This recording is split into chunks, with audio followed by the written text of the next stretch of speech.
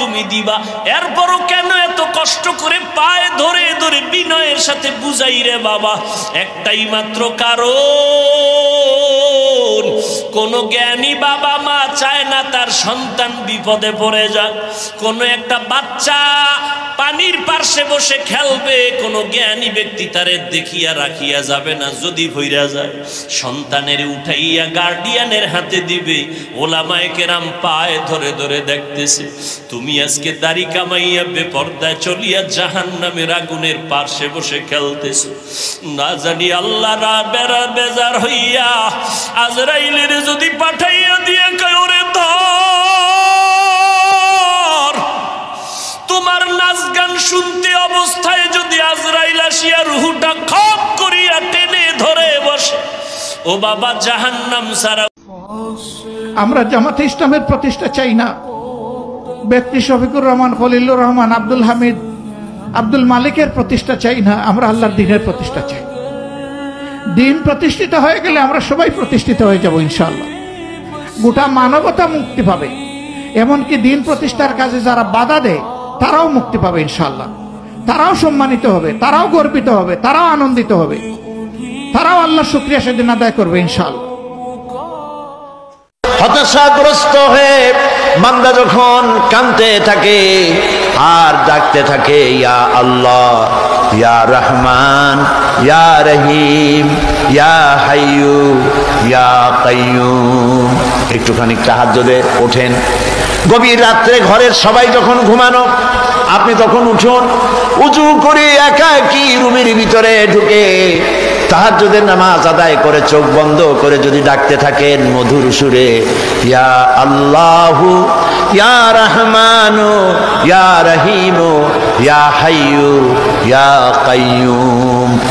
আল্লামা ইকবাল বলেছেন, দিল সে जो बात निकलती है असर रखती है पर नहीं मगर ताकते परवाज रखती है। दिल থেকে যে কথা উচ্চারিত হয়, মুখের কথা আর মনের কথা ভিন্ন রকম।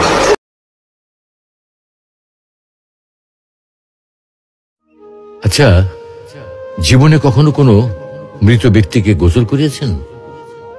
যদি কখনো সুযোগ হয় তাহলে সেই মৃত ব্যক্তিকে গোসল করাবেন। তখন খুব কাছ থেকে দেখবেন মৃত মানুষের দেহটা কতটা অসহায় লাগে, মৃত্যুর পরে মানুষের দেহ কতটা ভয়ের কারণ হয়ে দাঁড়ায়। সুযোগ পেলে রাতে লাশটা পাহারা দেবেন, তখন বুঝতে পারবেন প্রিয় মানুষটার লাশ রাতের বেলায় আপনার কাছে কতটা অদ্ভুত লাগে, কতটা ভয়ের কারণ হয়ে ওঠে, কতটা আতঙ্কের কারণ হয়ে যায়। সুযোগ পেলে মৃত ব্যক্তির শরীরে একটু হাত লাগিয়ে কিছুক্ষণ তার স্পর্শ নেবেন। আপনি তখন উপলব্ধির সুযোগ পাবেন এই পৃথিবীতে বিশাল প্রভাব প্রতিপত্তি মৃত্যুর পরে কতটা নির্যাতনের রূপ নেয়। সুযোগ পেলে আপনজনদের লাশ কবরে নামাবেন খুব আগ্রহ নিয়ে। শেষবারের মতো মৃতদেহের মুখটি একবার দেখার চেষ্টা করবেন এবং বারবার উপলব্ধি করার চেষ্টা করবেন এই মৃতদের সাথে অনন্তকালের যাত্রার পথে এটাই আপনার জীবনের শেষ দেখা। সুযোগ পেলে মাঝে মধ্যে কবরস্থানে গিয়ে নীরবে কিছুক্ষণ দাঁড়াবেন, এরপর মনে মনে চিন্তা করবেন জীবনের লাভ ক্ষতির হিসাব। এই মৃত মানুষগুলো এই পৃথিবীতে কি করে গেছেন, কাদের রেখে গেছেন, যাদের রেখে গেছেন তারা কি কখনো এই মৃত মানুষগুলোকে স্মরণ করার জন্য কবরস্থানের আশেপাশে একটি বারের জনকে দেখতে আসে? আমাদের জীবনটা বড় অদ্ভুত, বৈচিত্র্যময়। আমরা এর জন্যে, ওর জন্যে, ধন সম্পদের জন্যে, ঐশ্বর্যের জন্যে, বাড়ি গাড়ি টাকা পয়সার জন্যে কত না মায়া দেখাই, আগ্রহ দেখাই, আরো চাই আরো চাই আমাদের। অথচ এই জীবনে আমরা মৃত্যুর কথা না ভেবে, পরকালের জবাবদিহির কথা না ভেবে কিভাবে আরো সম্পদ অর্জন করতে পারে সেই চিন্তায় বিভোর থাকি। হায় রে জীবন, এখনো সময় আছে, ফিরে আসুন মহান রবের দিকে।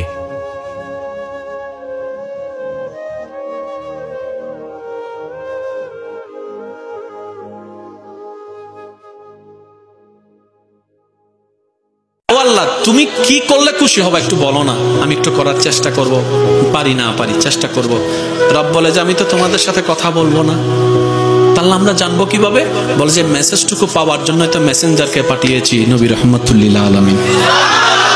এবার নবী রাহমাতুল্লিল আলামিন শিখিয়ে দিচ্ছেন, দেখেন হে আমার উম্মত, রাস্তা দিয়ে যাওয়ার সময় যদি কোনো এতিম বাচ্চা পাও, দিল থেকে খুশি, মনে বলেন না সুবহানাল্লাহ। তোমার জানায় যদি কোনো এতিম বাচ্চা পাও, ব্যস্ত সময়ের থেকে 2টা সেকেন্ড ব্যয় করে দাঁড়াও, তার মাথার উপর একটু হাত বুলাই দাও। তার কেউ নাই, তুমি একটু শুধু হাত বুলাই দাও, একটু হাত বুলাই দাও। তোমার এই হাত বুলানোটা যদি রবের দরবারে কবুল হয়ে যায়, জান্নাতে যাওয়ার জন্য এটাই যথেষ্ট হয়ে যাবে। কারোর কোনো আঘাতে, কোনো কথায়, কোনো আচরণ আমার কষ্ট হয়েছে, আমি আল্লাহর জন্য বলবো, আল্লাহ আমি আপনার বান্দাকে মাফ করে দিয়েছি। যাকে আপনি শত্রু মনে করছেন, আল্লাহর জন্য মাফ করে দেন। সে শত্রুতা করে, সে আল্লাহর সাথে বুঝে বেড়াবে, আমার কোনো তার প্রতি আক্ষেপ নেই, আল্লাহ তাকে মাফ করলে আমি খুশি। এটা হলো পরিচ্ছন্ন মনের মানুষ।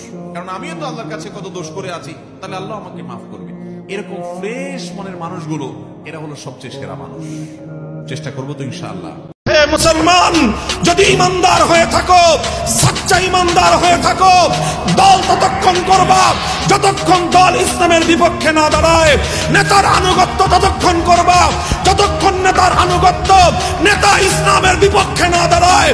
আর যদি কখনো তোমার নেতা, তোমার দল ইসলামের বিপক্ষে দাঁড়ায়, শিরকের পক্ষে দাঁড়ায়, তাওহীদের বিপক্ষে দাঁড়ায়, হে ইমানদার, তৎক্ষণাৎ দল আর নেতাকে স্পষ্ট পয়গাম দিয়ে দিবা, ঈমান বিক্রি করে রাজনীতি করতে প্রস্তুত না। যারা দুনিয়ার স্বার্থের জন্য তোমাকে ছেড়ে চলে যায়, তাদের জন্য কষ্ট পেও না, বরং আল্লাহর প্লেনের উপর খুশি হও। আল্লাহু খায়রুল মাকিরিন, তিনি হচ্ছেন উত্তম পরিকল্পনাকারী। তিনি জানেন কে তোমার জন্য কল্যাণকর, কে তোমার জন্য অকল্যাণকর। যে তোমাকে স্বার্থের জন্য ছেড়ে চলে যায়, সে তোমার আসলে বন্ধু ছিল না, সে তোমার ছিল না, সে শুধু তার স্বার্থ হাসিলের জন্য তোমার হয়ে অভিনয় করত।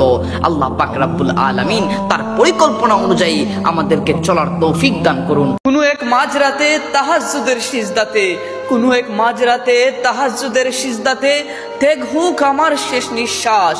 জিকির সিক্ত দিলে হয় যেন রবের সাথে আমার প্রথম মুলাকাত। হে যুবক, তুমি কি পয়গম্বর মুসার ইতিহাস শুনো নাই? রাস্তা তো একটাই ছিল, কিন্তু মুসা আলাইহিস সালাম পার হয়ে গেলেন আর ফেরাউন ডুবে গেল নীল দরিয়ায়। ভরসা রাখতে হয় আল্লাহর উপর, রাস্তার উপর নয়। মনে রেখো যুবক, ওয়াকাফা বিল্লাহি ওয়ালিয়্যা ওয়াকাফা বিল্লাহি নাসীরা। তোমার বন্ধু হিসাবে আল্লাহই যথেষ্ট, তোমার সাহায্যকারী হিসাবেও আল্লাহ যথেষ্ট। হে যুবক, যারা অতীতে অনেক গুনাহ করেছো, যাদের মেসেঞ্জারের সবুজ বাতি লাল হয়ে যাওয়ার কারণে টেনশনে পড়ে আছো, আলতু ফালতু টেনশন বাদ দেন ভাই। আল্লাহকে বলেন, আল্লাহ আমার অতীতকে ক্ষমা করুন এবং আমার বর্তমানকে সুন্দর করে দিন। আমি আল্লাহর উপর বিশ্বাসটা একটু রাখ না বান্দা। তোকে কে কষ্ট দিচ্ছে আমাকে এসে বল, তোর উপর কে জুলুম করতেছে আমাকে একটু এসে বল না। রব বলে যে বান্দা তোর কি দরকার? তোকে তো তাহাজ্জুদের ওয়াক্ত আমি দিয়ে দিয়েছি, গভীর রাত দিয়ে দিয়েছি, গভীর রাত দিয়ে দিয়েছি। দিনের বেলায় নামাজটা পড়ে গভীর রাতে এসে আমি রবের সাথে প্রেমের কথা একটু বল না, একটু প্রেমের কথা বল না। আমি গভীর রাতে তো আমি আল্লাহ ডাকতে থাকি। কার কি সমস্যা আছে বান্দা? আমি রবকে একবার বল, আমি রবকে একবার বল, আমি রবকে একবার ডেকে তো দেখ। বান্দারে, কে আছস অসুস্থ? আমি রবকে জানা। কে আছস অভাবী? আমি রবকে জানা। কার কি সমস্যা? আমি রব তোদের কথা শুনবো। রব ডাকতে থাকে, রব ডাকতে থাকে, আপনি আমি ঘুমাইতে থাকি। এ টাকা নাই, হজ্জে যাইতে পারছো না, মন খারাপ করে কেন? দেনেওয়ালা তো আমার আল্লাহ, যার আছে তারে আমার আল্লাহ দিছে, আমার নাই। আমার আল্লাহ যদি আমাকে না দিয়ে খুশি থাকে, তাতেই আমি খুশি। ও আল্লাহ, এত মায়া করে বানাইছো, তুমি জ্বালাইলো তুমি আমার রব, আমারে পুরাইলো তুমি আমার রব, আমারে ধন সম্পদ দিলেও তুমি আমার রব, আমারে ধন সম্পদ না দিলেও তুমি আমার রব। আমার নবীকে যখন গালি দেওয়া হবে, আওয়ামী লীগ বিএনপির কোনো কিছু না হতে পারে, হেফাজতে ইসলাম নীরব থাকবে না, নীরব থাকবে না, নীরব থাকতে পারে না। হযরত আলী রাদিয়াল্লাহু তাআলা আনহু বলেন, যে মজার ছলে তোমাকে মানুষের সামনে অপমান করে, সে তোমার বন্ধু হতে পারে না। বন্ধু তাকে বানাও যে তোমাকে নামাজের জন্য উপদেশ দিবে, বন্ধু তাকে বানাও যে তোমাকে ভালো কাজের দিকে নিয়ে যাবে, বন্ধু তাকে বানাও যে তোমাকে খারাপ কাজ করতে দেখলে বাধা দিবে, বন্ধু তাকে বানাও যে তোমাকে আল্লাহর জন্য ভালোবাসবে, বন্ধু তাকে বানাও যে তোমাকে জান্নাত পর্যন্ত নিয়ে যাবে। আল্লাহকে ভয় করো, অভিনয় করে নয়, নাটক করে নয়, লোক বলছে আপনি আমি অভিনয় করব, নাটক করব, লোক দেখানোর জন্য আল্লাহকে ভয় করব, বলবো আমি মুসলিম, সালাত আদায় করি না, বলবো আমি মুসলিম, সারাদিন মদের আড্ডায়, বলবো আমি মুসলিম, সারাদিন মেয়েদের উত্তপ্ত করা, ইফটিজিং করা, বলবো আমি মুসলিম, সারাদিন অবৈধ কাজকর্মে লিপ্ত হওয়া। এই জন্য আল্লাহ জাল্লা ওয়া আলা ওয়া হুয়া রাব্বুকুম ওয়া হুয়া ইয়ালামু কুল্লা শাই আনিন নাস, আল্লাহ জাল্লা ওয়া আলা তিনি তোমাদের স্রষ্টা, তিনি তোমাদের দ্রষ্টা, ওনার কাছে তোমাদের প্রত্যাবর্তন, ওনার কাছে তোমাদের সবার আমাদের সবার বিচার। তাই তিনি তোমাদের ছলনা আমাদের ছলনা বোঝে। তাই তিনি বলেন যে ইত্তাকিল্লাহ, তিনি বলেন যে আল্লাহকে ভয় করো, তিনি বলেছেন ইত্তাকিল্লাহ হাক্কা তুকাতি, তোমরা আমি আল্লাহকে ভয় করো হাক্কা তুকাতি, যেভাবে ভয় করা উচিত।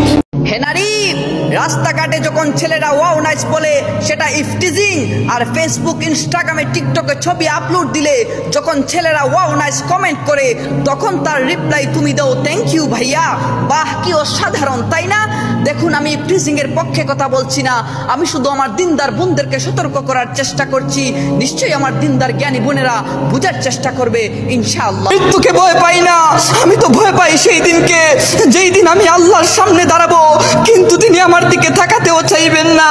আল্লাহুম্মা গফিরলি, আল্লাহুম্মা গফিরলি, ও আল্লাহ এত মায়া করে বানাইছো, মাওলা একটু হেদায়েত হওয়ার তৌফিক দান করো। হে মানুষ, কি নিয়ে এত বড়াই করো?